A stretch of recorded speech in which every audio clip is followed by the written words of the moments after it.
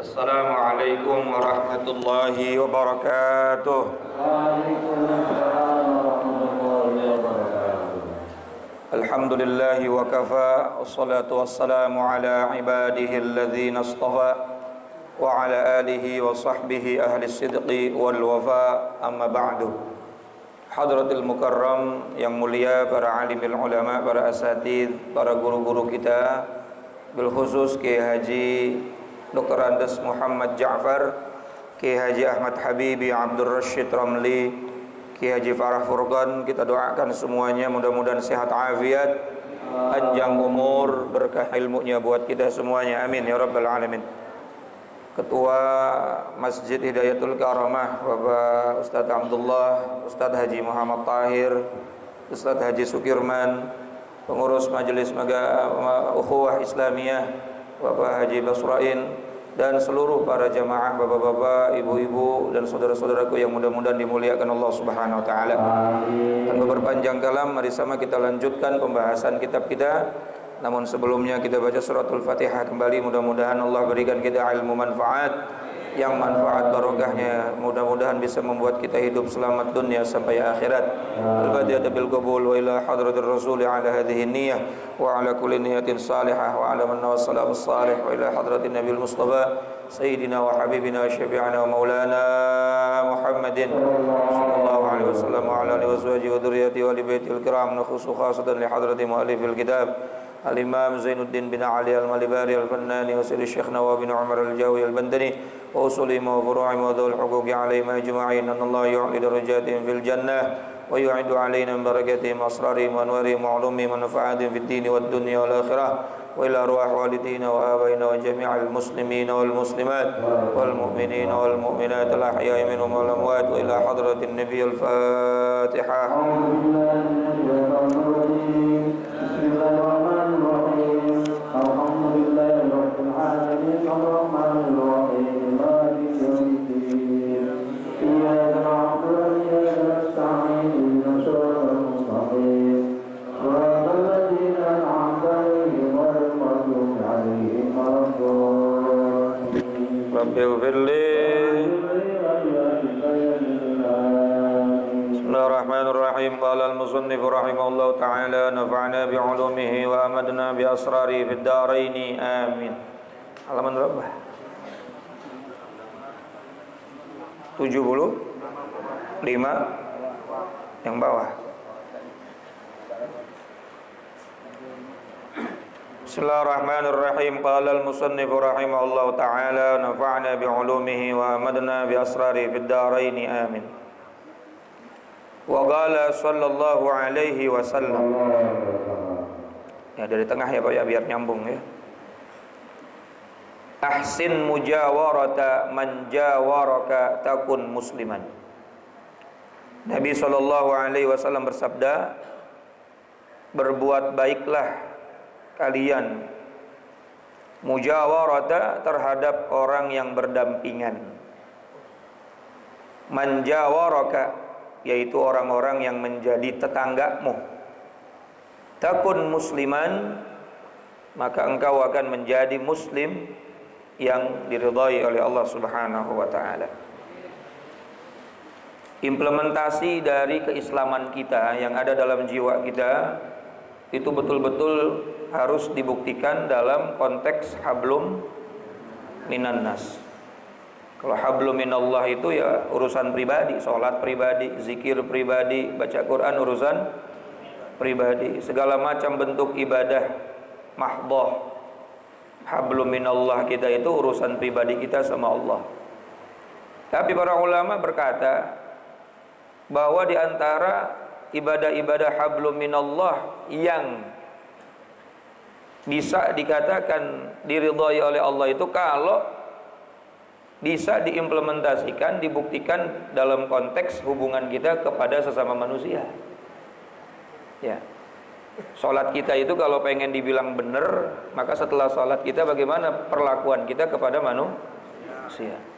Baca Quran kita, zikir kita, bahkan haji dan umrah kita, mabrur atau tidaknya itu terasa atau tidak tuh manfaatnya kepada manusia.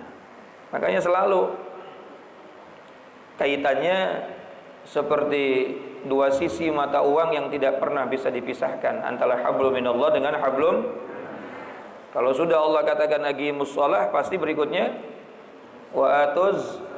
Aqimus shalah hubungan personal kita sama Allah, wa atuz zakah hubungan sosial terhadap sesama manusia. Aqimus shalah doang tapi pelit medit mereka hese, masya Allah. Atau sebaliknya, ada orang baik doang sama manusia tapi sama Allah rusak hubungannya, itu juga nggak benar. Maka dua-duanya harus betul-betul seiring sejalan.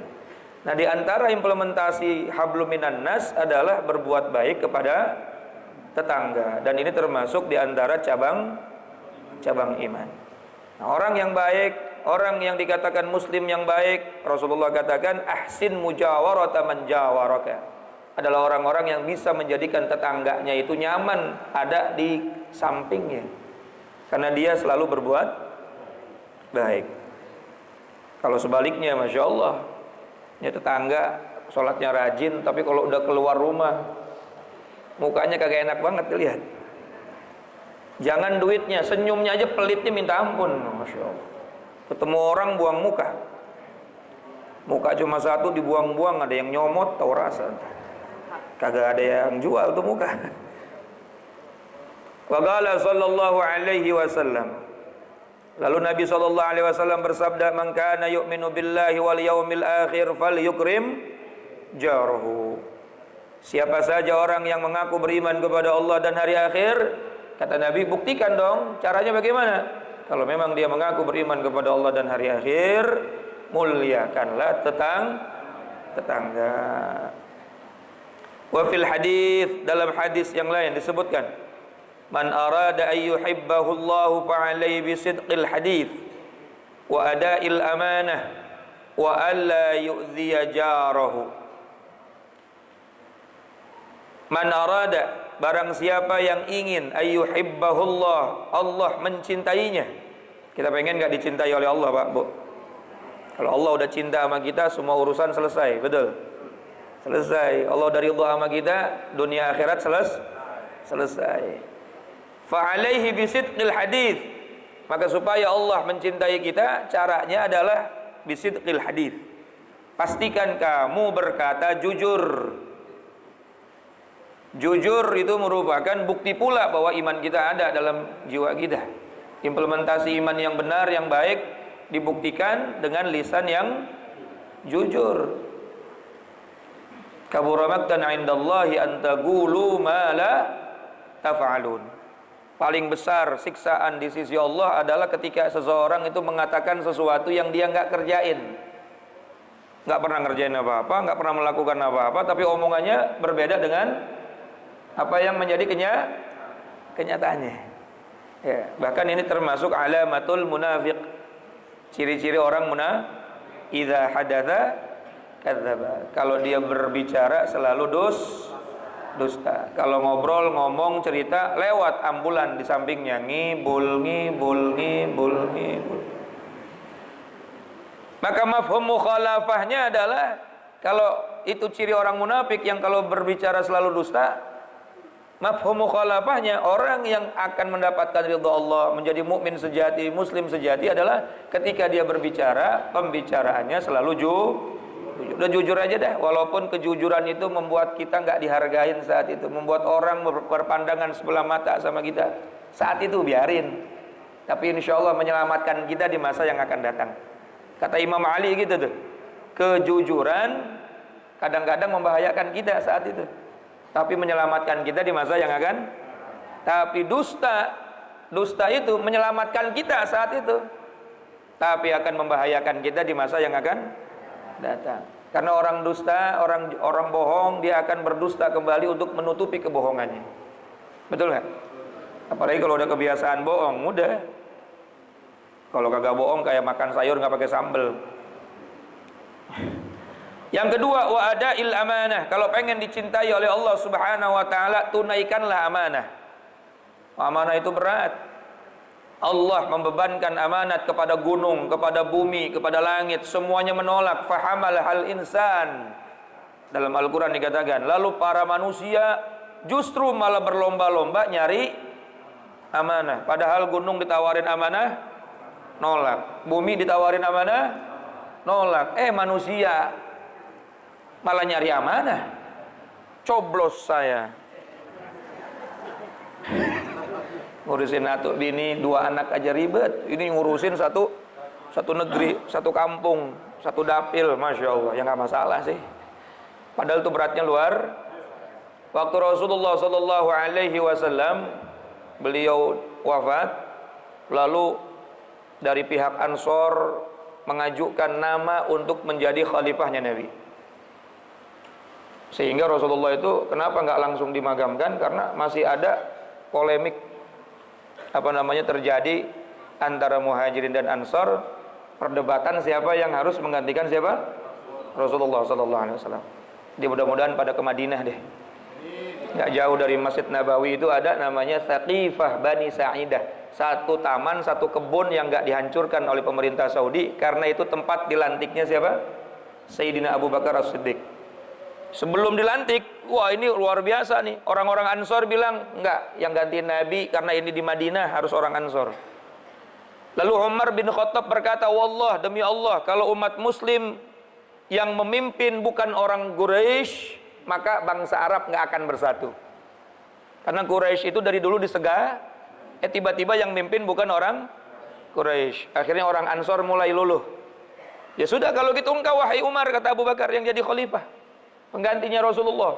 Apa kata Sayyidina Umar? Lebih baik kau bunuh saja aku daripada aku harus menanggung amanah menjadi penggantinya. Coba tuh, Umar bin Khattab, bunuh saja aku daripada aku harus jadi pemimpin. Saking beratnya apa? Amanah. Akhirnya singkat cerita, sepakatlah, ayo kita lantik Abu Bakar As-Siddiq, karena beliaulah orang yang pertama kali masuk Islam, orang yang paling dekat dengan Rasulullah, orang yang disuruh menggantikan Rasulullah menjadi imam saat Rasulullah sakit. Dia yang paling pantas. Abu Bakar dengan berat hati akhirnya menerima, dan dilantiklah di Thaqifah Bani Sa'idah. Tempatnya masih ada, Pak, dan kebun-kebun itu masih dijaga, nggak dihancurkan. Dalam kisah ini, orang yang seperti Umar bin Khattab yang sudah kriterianya luar biasa saja masih nolak, Pak. Saking apa? Merasa beratnya mendapatkan amanah. Betul nggak? Lalu pada saat Sayyidina Abu Bakar Siddiq sudah sakit-sakitan, beliau amanat sama Umar bin Khattab. Lalu akhirnya Umar bin Khattab diangkat menjadi Amirul Mukminin. Ucapan yang pertama keluar dari lisannya beliau apa? Inna lillahi wa inna ilaihi raji'un. Karena beratnya amanat yang akan ditanggung oleh beliau. Ada cerita, Pak, tamu datang ke Umar bin Khattab. Pada saat datang, dia tanya sama tamu tersebut, kamu datang ke sini mau apain? Mau bicara tentang apa? Tentang negara, tentang kekhalifahan, tentang agama, atau tentang masalah pribadi? Wah, kata tamu tadi, aku datang ke sini untuk bicara masalah pribadi. Sebentar, saya matiin dulu lampunya. Kenapa dimatiin? Ini minyak yang bayar negara. Kalau urusan pribadi nanti ini kita pakai fasilitas negara. Sampai segitunya, khawatir apa? Dituntut dalam amanahnya. Sekarang ada nggak kira-kira kayak gitu? Ada, Pak, insya Allah ada. Dalam cerita. Nah, wa'addal amanah, kalau pengen mendapatkan cintanya Allah Subhanahu wa taala, ayo tunaikan amanah. Apa yang diberikan, yang diinginkan oleh orang yang memberi, salurkan kepada sesuatu yang memang menjadi akadnya. Ya ayyuhalladzina amanu aufu bil uqud. Wahai orang-orang yang beriman, tunaikanlah dari akad atau perjanjian-perjanjian dari orang yang memberikan sesuatu perjanjian. Makanya kalau ada orang ngasih duit saya tanya, ini buat apa nih? Buat majelis. Ya udah kasih, bendahara majelis. Ini buat siapa nih? Buat anaknya Pak Ustadz. Ya buat anaknya. Buat saya mana? Nggak ada. Ini kadang-kadang uang apa kita hajar semua. Betul nggak? Ya amanah itu luar biasa.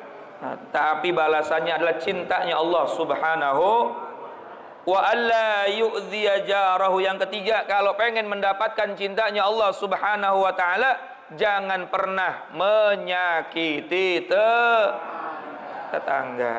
Tuh 3 tuh. Yang pertama, bisidqil hadis, apa? Jujur. Yang kedua, amanah. Yang ketiga, tetangga jaga. Walaupun tetangganya nyebelin, udah kita diem aja deh. Karena kita pengen dapat ridhonya pengen dapat cintanya Allah. Kemarin kan kita bahas ya, ada seorang ulama besar namanya Abdullah ibnul Mubarak. Tetangganya Yahudi. Tetangganya siapa?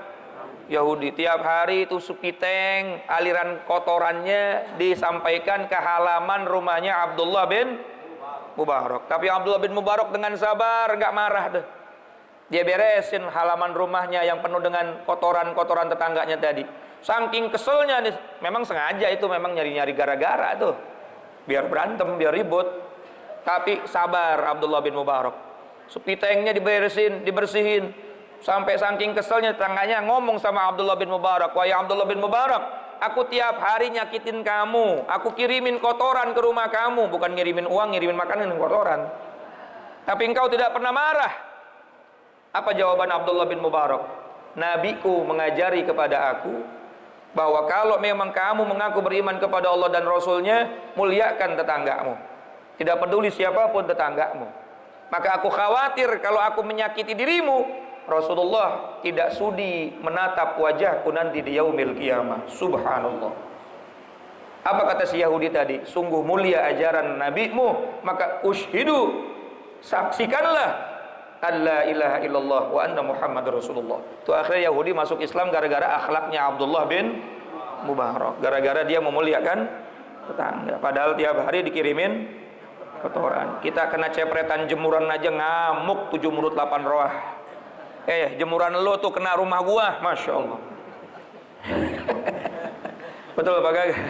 Ya memang ujiannya berat, tapi balasannya luar, mendapatkan cintanya Allah. Udah diem aja deh, cicing woy. Kecuali memang kalau ada hak yang diambil, ya boleh-boleh saja kita untuk membalas dengan syariat.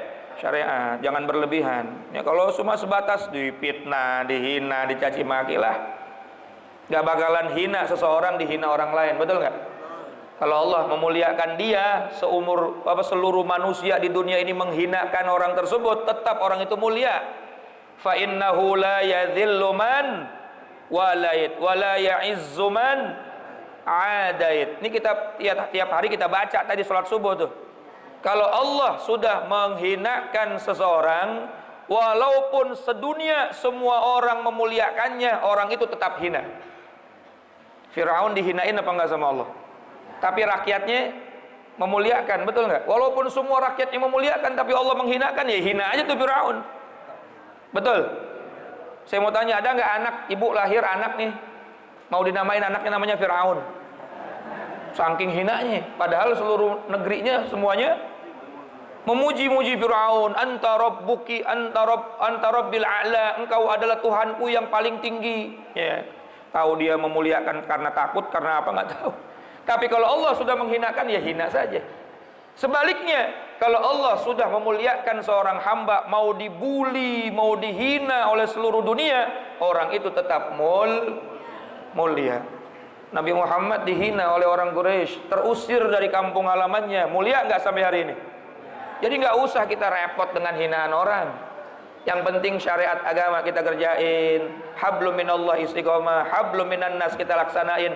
Allah memuliakan kita. Sebanyak apapun orang yang berusaha menjatuhkan kita, insya Allah kita tetap mulia. Kalau tujuannya Allah, maka cari kemuliaan dari Allah. Alaihi bisidqil hadis, jujur. Yang kedua, ada amanah, tunaikan amanah. Wa alla yu'dhiya jarahu, kemudian jangan sakiti tetangga. Wah, masyhur di luar negeri ini orang baik. Pas wartawan datang ke kampungnya, tetangganya monyong semua. Baik dari mana? Coba, mulia apa nggak kira-kira? Di luar negeri cakep, di luar kampung cakep, di kampungnya sendiri, Masya Allah. Walaupun kita nggak bisa memaksakan orang untuk menilai kita dengan baik. Yang penting lurus-lurus saja niat kita kepada Allah Subhanahu Wa Taala. Wa fil hadits, dalam sebuah hadis, satu lagi ya Pak, boleh nggak nih? Annal jaral fakir yata'allaqu bi jarihil ghani.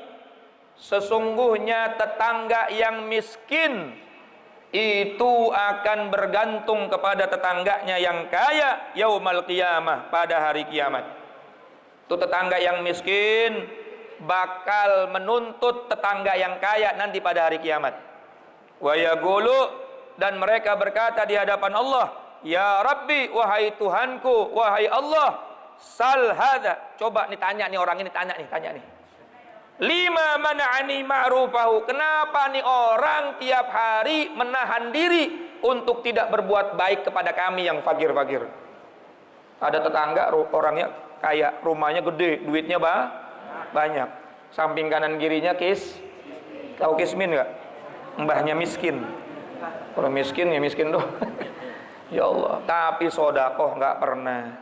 Kalau santunan jauh di ujung berung, ngasih sembako jauh, apalagi musim kampanye, betul? Tetangganya kagak.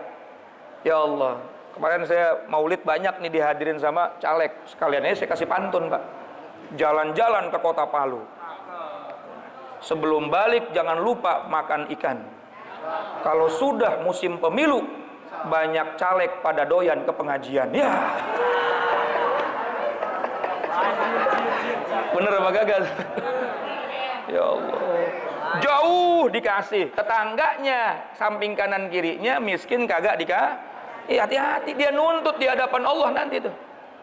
Nuntut di hadapan Allah, ya Allah, tanya nih orang nih, dia kaya, kelebihannya banyak, tapi saya tetangganya susah, nggak pernah dikasih makan, dikasih sesuatu yang manfaat. Wa yamna'unal ma'un. Dia mampu untuk berbuat kebaikan, tapi dia selalu mencegah dirinya untuk memberikan kebaikan. Oleh karena itu, sebelum kemana-mana, tetangga terlebih dahulu. Ya, dzarijil qurba. Orang-orang yang terdekat kita adalah orang-orang yang ada di samping kanan kiri, samping kanan kiri kita. Wal jaru, coba lihat halaman 76 terakhir tanggungnya. Ini kepotong 1 bulan kemarin. Bapak diajak umroh nggak mau sih kemarin. Insya Allah berangkat lagi kita. Wal jaru, dan adapun tetangga, huwa man bainaka wa bainahu duna arba'ina daron. Tetangga itu adalah orang yang ada di antara kamu dan dia dalam jarak 40 rumah ke kanan, 40 rumah ke kiri, 40 rumah ke depan, 40 rumah ke belakang. Itu semua disebutnya, bahasa sekarangnya 1 RT dah. Ya kalau RT-nya dikit berarti 1 RW. Itu semuanya adalah tetangga kita. Makanya kalau panitia apa-apa, apalagi kita punya segala sesuatu yang bisa kita kasih, nggak usah kemana-mana dulu deh. Ya, RT RW-nya dulu yang diberi, betul nggak? Maka insya Allah itu akan menggugurkan kita sebagai orang yang mangkana yu'minu billahi wal yaumil akhir falyukrim jarahu. Orang-orang yang memuliakan tetangga. Wa syu'batut thaminatu wasitun wallahu a'lamu bissawab wa ilaihi marji'u wal ma'ad. Assalamualaikum warahmatullahi wabarakatuh.